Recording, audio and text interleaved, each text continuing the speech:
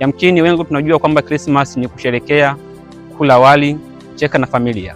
Ndiyo, hayo yote yanawezekana. Lakini siri moja ni hii hapa. Ni kitu gani ambacho katika maisha yako wewe haujakianzisha hata sasa? Je, ni jambo gani ambalo ulitamani ulianzishe lakini hata leo unaogopa, unahofia mazingira? Yesu Kristo hakujali yeye kuweza kuzaliwa katika mazingira yaliyokuwa duni, mazingira mabaya. Ingewezekana angeweza kabisa kusita kuja kuzaliwa duniani kwa sababu lile lilikuwa ni holi la ng'ombe na sehemu ambayo haikufaa hata kwa mtu yoyote kuweza kukaa. Lakini aliamua kushuka na kukubali kuzaliwa katika sehemu iliyokuwa na changamoto ili yeye aongoze nuru na hatimaye ulimwengu upate kukombolewa kupitia changamoto hiyo. Yawezekana kabisa angeweza kusubiri hata makasiri mengi yangejengwa, magesti mengi ili aweze kuzaliwa katika sehemu hizo.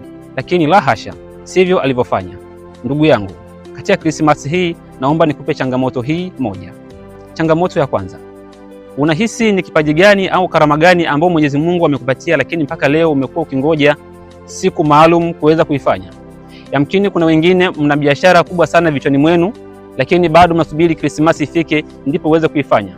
Rafiki yangu, lazima tuweze kuiga uhalisia huu wa mkombozi wetu Yesu Kristo kwa jinsi alivyoweza kufanya kwa kutokusubiri mazingira, kwa kutokuangalia changamoto iliyopo duniani.